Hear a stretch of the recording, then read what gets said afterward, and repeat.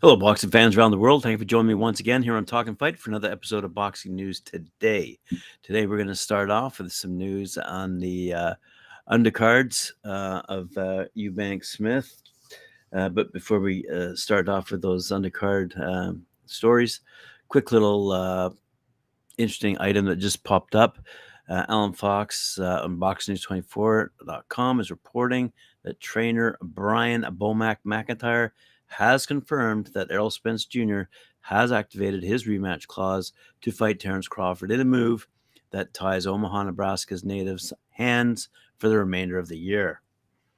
Crawford had been talking about wanting to fight the Canelo Alvarez versus Jermell Charlo winner next, but that's not happening now that the former unified welterweight champ Spence, 28-1, 22 knockouts, has exercised his rematch clause. So Crawford can forget about his hopes for battling for the undisputed at 168 because he will now have his hands full with a motivated and likely in top shape Spence at 154. Perhaps his best because Crawford is too small to fight at 168 and has no business fighting in that weight class, says this author. Anyway, Bomac says he just texted me yesterday. Spence has activated his rematch clause. It's confirmed, but we don't have a date yet. I'm hoping, he said, for that fight against Terence Crawford, it will take place before the end of the year. So there you go. Now let's move on to the undercard, as I said, of the highly anticipated middleweight rematch between Liam Smith and Chris Eubank Jr. over in the UK. Former unified junior lightweight champ Michaela Mayer returns in a 10-round junior welterweight battle against Italian contender Silvia Barto.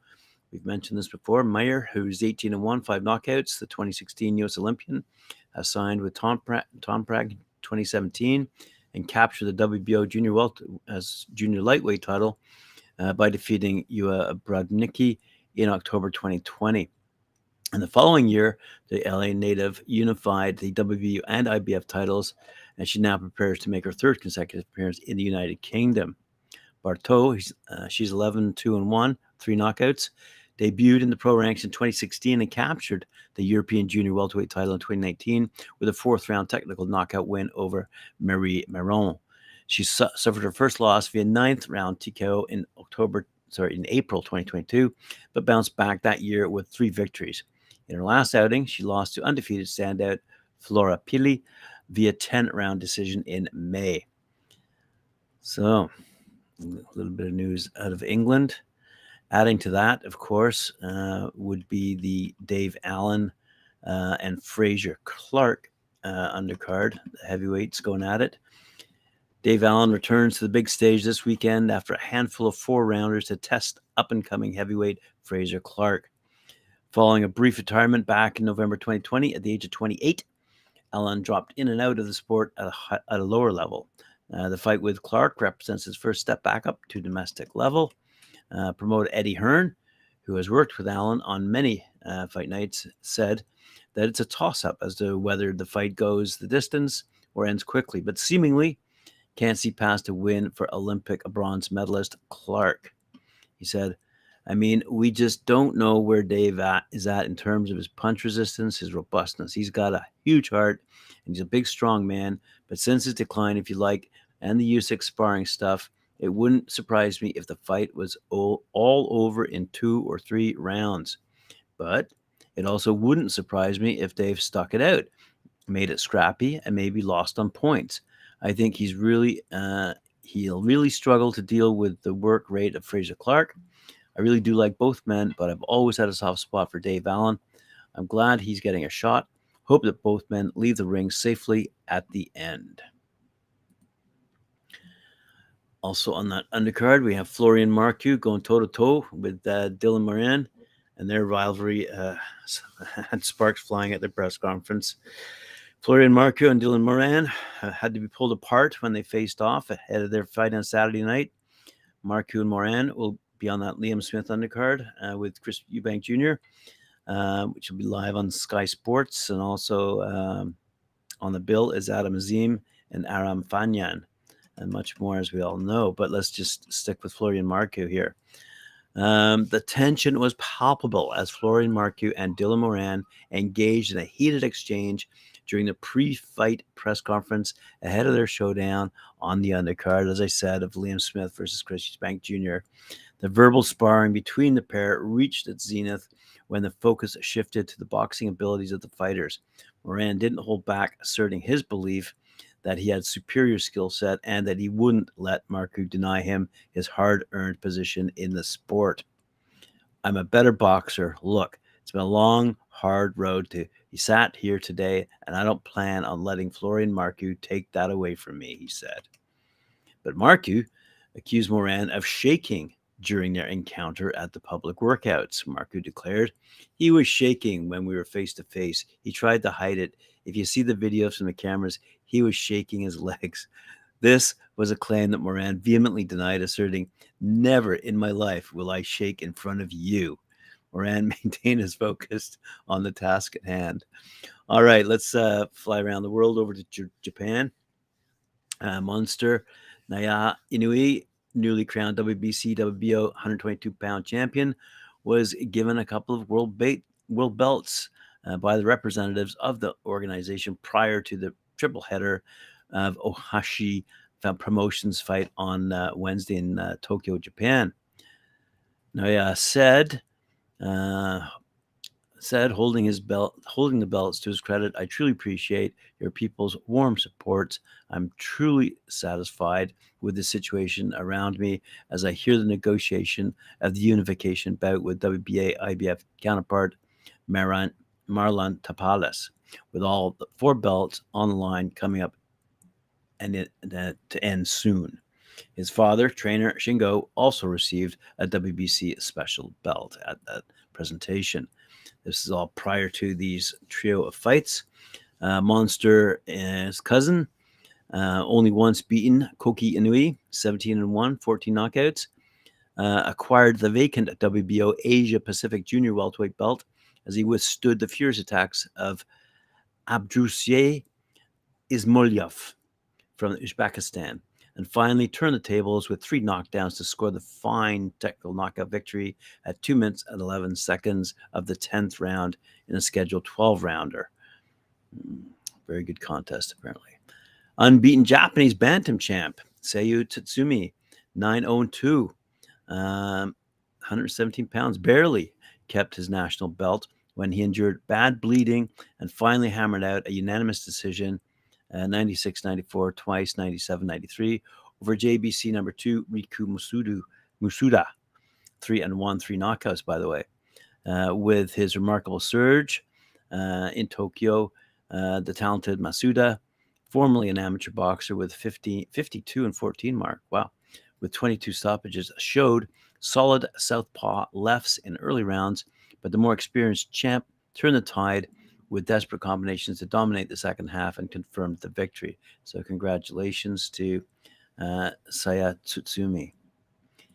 And also, let's talk about unbeaten prospect Kaisuke Matsumoto, 9-0, 7 knockouts. Kept his Japanese featherweight belt and acquired the vacant WBO Asia Pacific title as well when he pounded out a unanimous decision over JBC number 1 Japanese-based Nigerian fighter Ridwan Oyakola, 11-2-2, and won no contest. 5 knockouts, by the way, over 12 technical rounds on, as I said, same night in Tokyo, Japan. The taller, shaven-skulled Kaisuke is the son of former OPBF 128-pound champ Koju Matsumoto, 26-6-1, by the way, 15 knockouts to his career, which spanned 1989 to 1998, but who failed to win the world belt 3 times from Young Kyun Park, Young Soo Choi, and Freddie Norwood. Kaisuke, 24, kept jabbing all night to outbox a shorter Nigerian jabber who came out retaliating furious downstretch, but his retaliation in the last 2 sessions was too late to overcome his early deficits on points. Matsumoto, tall and flexible, seems to have a bright future. Now, speaking of bright, the boxer named as Diamond Boy, Mahmoud Achar, has once again been given the WBA regular title at heavyweight due to a court ruling. The WBA announced this news, adding how Char must defend his strap against a bad boy Jarrell Miller by October. Miller, of course, best known for having failed far more than just one drugs test. Char, now pushing the age of 40 and not having beaten anybody of note in years, has been battling to get the WBA secondary title back since 2021. And now he has done so. It's not clear why Char has been ordered to defend against Miller, who is not the current WBA number one ranked heavyweight. Anthony Joshua is ranked above Miller. But it's almost certain AJ would have zero interest in challenging for the much maligned belt, much the same way as almost all boxing fans on the planet would have zero time for and interest in seeing Char face a multiple cheat like Miller. The folks at the WBA have done themselves absolutely no favors with this ruling, even if their hand was forced due to a court ruling. In actuality, the best thing to do, the sane thing to do, would be for the organization to just scrap their meaningless title altogether. But hey, a sanctioning fee is a sanctioning fee, says James Slater over at Boxing News 24/7, boxing247.com, by the way. All right, let's move along to Top Rank. They've signed undefeated heavyweight prospect Brandon Moore to a multi-year promotional agreement. The 6'6" boxer puncher, who hails from Lakeland, Florida, I believe that's the home of Legoland, will make his Top Rank debut later this year. The 29-year-old former U.S. amateur standout turned pro in 2020 and has knocked out 4 of his last 5 opponents. Said Bob Arum, Brandon Moore has all the physical tools to develop into a top heavyweight. The heavyweight division is loaded with talent, and I believe Brandon will be squarely in the world title mix before long. And speaking of Top Rank, they seek now WBO Super Champion status for Teofimo Lopez Jr. Top Rank sent an official request to the WBO with hopes of naming junior welterweight champion Teofimo Lopez Jr. as the organization's super champion, a designation that provides the fighter with special privileges under the WBO guidelines. As you are aware, Teofimo most recently defeated then WBO world champion Josh Taylor at Madison Square Garden on June 10th. The letter from Top Rank's Vice President of Boxing Operations, Carl Moretti, sent to the WBO reads, his performance has received accolades throughout the boxing community, as well as a nomination for Performance of the Year. It should also be noted that Taylor is a former undisputed unified 140-pound world champion, never losing to any of his titles inside the ring when he fought Teofimo. Top Rank also noted that the magnitude of Teofimo's accomplishments are enough to grant him the super champion status. Lopez, by the way, he's got a 19-1 record, 13 knockouts. He's an underdog at the time when he fought Taylor, but handed Taylor his first defeat in June with a dominating unanimous decision victory. And as I said, held at Madison Square Garden. With that win, Lopez became a 2-division champion at just 25 years old, lending merit to Top Rank's request. Finally, one last story. Eye of the Tiger out of Montreal has added Olympian Imam Katiev to its roster. With great pride, Eye of the Tiger announces the signing to a multi-year promotional agreement, one of the most prominent newcomers on the international scene, Russian-born Olympian Imam Katiev, 3-0, 3 knockouts, by the way. Having transitioned to the professional ranks in 2021 after a successful amateur career, Katiev shares the ambitious goals of Montreal-based organization aiming to propel the career of their new protege to new heights. With 15 years of boxing experience and a track record of significant victories in international tournaments, light heavyweight Imam Katiev has participated in nearly 300 amateur bouts. He notably competed in the 2020 Tokyo Olympics, where he secured a bronze medal, as well as in the 2023 World Championships, earning another bronze. In January 2023, he further distinguished himself by winning a gold medal at the Golden Belt Series, where he faced double Cuban Olympian and amateur world champion Arlen Cardona. Said Camille Asfan, president of Via the Tiger. I'm particularly pleased to add Iman to the roster. He's a real beast, very talented, powerful, and consummate pro. In being super serious and disciplined, his upside is absolutely huge, and he's very charismatic. The sky is the limit. So, possessing exceptional power and particularly offensive style, the 28-year-old athlete now residing in Australia is sure to captivate boxing enthusiasts in Quebec. Said KTF, I would like to thank Camille and the entire Eye of the Tiger management team for allowing me to be part of the family. I'm excited to showcase my boxing talents to the great fans of Montreal. That beast is coming soon. All right, boxing fans, thank you very much for joining me. Appreciate it.